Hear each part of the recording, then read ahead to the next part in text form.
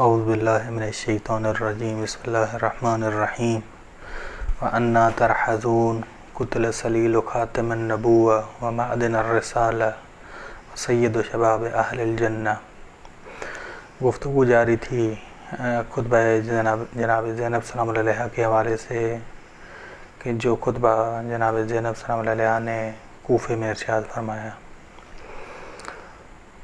زینب سلام اللہ علیہ سوال پہ سوال اٹھا رہی تھیں تاکہ ان کے اندر شرمندگی آئے، ندامت آئے اور وہ بیدار ہو جائیں۔ فرماتی ہیں کہ کیسے اس گناہ اور ننگ و عار کو پاک اور صاف کرو گے جو تم نے کیا۔ قتل حسین علیہ السلام، اولاد حسین کا قتل، اصحاب حسین کا قتل، یہ ایسا گناہ ہے، ایسا ننگ و عار ہے، اسے کیسے پاک کرو گے؟ حالانکہ تم نے رسول خدا صلی اللہ علیہ وسلم کے خاتم النبیین کے فرزند کو قتل کیا، جوانان جنت کے سردار کو قتل کیا، معدن الرسالت کو قتل کیا۔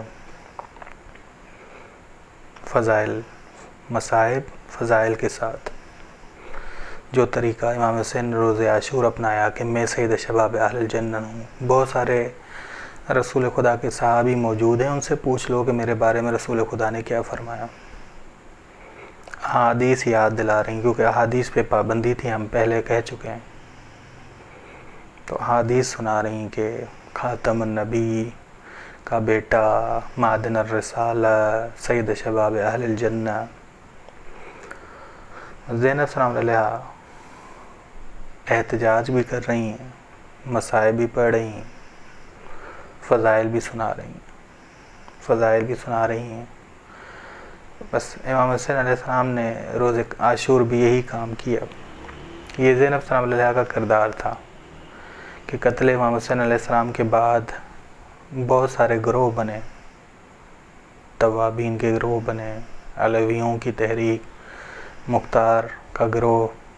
یہ ان خطبات نے تاثیر کی، امام سجاد علیہ السلام کے خطبات اور زینب سلام علیہ کے خطبات۔ جناب زینب سلام علیہ نے اپنے خطبوں میں ایسے سوالات اٹھائے، اس طرح سوالات اٹھائے کہ کوئی وجہ نہیں بنتی تھی کہ کوفہ والے شرمندہ ہوں۔ جب ملعون امام حسین علیہ السلام کو قتل کر رہا تھا، اس وقت یزیدی لشکر سے سوال کیا کہ وائے ہو تم پر، کیا تم میں سے کوئی مسلمان ہے جو بتائے کہ نواز رسول تمہارے درمیان قتل ہو رہا ہے، کوئی اسے روک نہیں رہا۔ فصاحت اور بلاغت مولا علی علیہ السلام کی مانند تھی جناب زینب کی۔ بس ماذا تقول، کیا جواب دو گے اس وقت رسول خدا کا، جب رسول خدا قیامت کے دن تمہارے سامنے ہوں گے اور پوچھیں گے ماذا صنعتم، تم نے کیا کیا، تم نے کتنا بڑا برا فعل کیا، کیوں کیا یہ؟ بس میرے اہل بیت کو قتل کیا، سید شباب اہل جنت کو قتل کیا، میرے رسالت کی جزا تم نے کہاں کیسے دی؟ میں نے کہا تھا کہ میرے رسالت کی جزا مودت اہل بیت ہے۔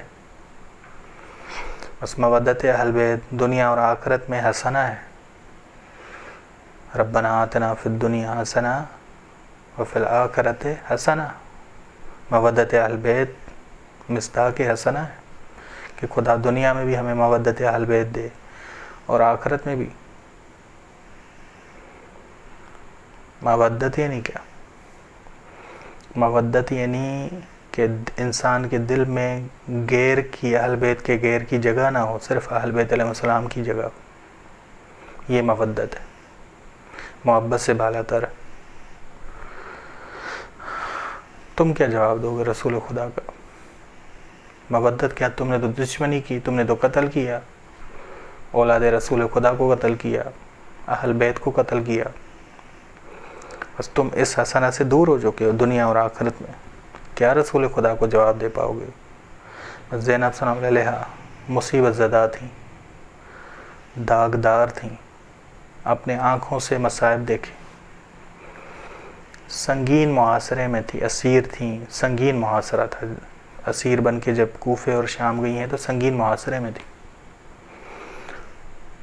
بہت سارے لوگوں نے جب کوفے کے بازار میں ہو یا شام کے بازار میں ہو، بہت سارے لوگوں نے تانے مارے، بہت سارے لوگوں نے ان کا مذاق بنایا، تانے مار رہے تھے باغی گروہ. زینب صلی اللہ علیہ کے سامنے شہداء کے سر اطہر رکھے گئے. عبید اللہ ابن زیاد سنگ دل، سخت ظالم حاکم، تانے دیے، اس گفتگو غلط کی. جب خطبہ پڑھتی زینب صلی اللہ علیہ تو بہت سارے لوگ آوازیں نکالتے، بولنے نہ دیتے، لیکن اس کے باوجود حق پہنچانا اور مقصد امام حسین کو زندہ کرنا یہ معجزے سے کم نہیں ہے، یہ معجزے سے کم نہیں ہے، یہ بڑا معجزہ ہے کربلا. یہ کام آسان نہیں تھا. ایسے حالات میں زینب صلی اللہ علیہ خاتون کہ بشیر ابن خزیم اسدی کہتے ہیں کہ زینب صلی اللہ علیہ کی باتیں امیر المومنین علیہ السلام کی مانند تھی. ایسے حالات میں خطبات زینب نے ماحول بدل دیا، ماحول بدل دیا. بس یہ سوالات آپ دیکھیں کہ یہ سوالات جو زینب صلی اللہ علیہ نے اٹھائے ہیں انا ترازو، کہ تم کیسے اس ذلت ننگ و عار کو پاک و صاف کر سکتے ہو، کیسے تم رسول خدا کا جواب دو گے کہ ہم نے کیسے اجر رسالت ادا کیا. یہ زینب صلی اللہ علیہ کے خطبے کے سوالات اور انداز امام علیہ السلام جیسا. ٹھیک، بس تبھی بہت سارے لوگ تاریخ میں ملیں گے جو کہتے ہیں کہ ہمیں زینب صلی اللہ علیہ امیر المومنین نظر آئیں بولنے کے حوالے سے، گفتگو خطبے کے لحاظ سے. ایک مناسبت ہے کہ آج کل رسول خدا صلی اللہ علیہ وسلم کی توہین کی گئی ہے، خاکے بنائے گئے ہیں. بس آج کل بہت سارے انسان جانتے ہیں کہ جو کسی کے نزدیک محترم شخص ہے اس کا احترام کیا جائے، دوسروں کے مقدسات کا احترام کیا جائے. رسول خدا صلی اللہ علیہ وسلم کی اہانت کرنے والے لوگ جاہل ہیں. رسول خدا کی شخصیت سے جاہل ہیں یہ لوگ. رسول خدا کی شخصیت کو، اخلاق عظیم ہے رسول خدا کو انہوں نے نہیں پڑھا، ناواقف ہیں یہ لوگ. بلکہ بدیہیات اولیہ کو بھی یہ لوگ نہیں جانتے. مکار سیاستدانوں نے، باطل حکومتوں نے ایسے لوگوں کو، ان اعلیٰ شخصیات رسول خدا صلی اللہ علیہ وآلہ وسلم جیسی شخصیت سے جاہل رکھا ہے، ماحول ایسا دیا ہے. اس وجہ سے یہ لوگ دشمنی کرتے ہیں. اول مطلب بس ان کی دشمنی جاہلانہ ہے. یہ بدیہیات اولیہ کو بھی نہیں جانتے. بدیہیات اولی کہ ایک چیز انسان بھی ہو لا انسان بھی ہو، دو نقیض جمع نہیں ہو سکتے. انسان بھی ہو لا انسان بھی ہو، یہ ہو نہیں سکتا. انسان بھی ہو انسان نہ بھی ہو، یہ ہو نہیں سکتا. ایسی بدیہیات قوانین نہیں جانتے یہ لوگ کہ روایات میں آپ پڑھتے ہیں کہ انسان اس چیز کا دشمن ہوتا ہے جسے نہیں جانتا. دوسرا مطلب رسول خدا سے دشمنی یعنی قرآن حقیقت سے دشمنی. قرآن کریم تمام ادیان کا محافظ ہے. قرآن کریم توریت اور انجیل کا محافظ ہے، تمام ادیان کا محافظ ہے. انسانی حقوق کی بات کرتا ہے قرآن کریم. سب کو توحید کی طرف دعوت دیتا ہے قرآن کریم، سب کو. یا اہل الکتاب آؤ ایک کلمے کی طرف. تعالوا الی کلمۃ سواء بیننا و بینکم اللہ تعبدوا الا اللہ. سب کو حکم دیتا ہے، اہل کتاب کو سب کو حکم دیتا ہے۔ قرآن توحید، توریت اور انجیل کا محافظ ہے۔ کیسے توریت کے ماننے والے، انجیل کے ماننے والے رسول خدا کی توہین کر سکتے ہیں؟ رسول خدا پہ قرآن اتری ہے،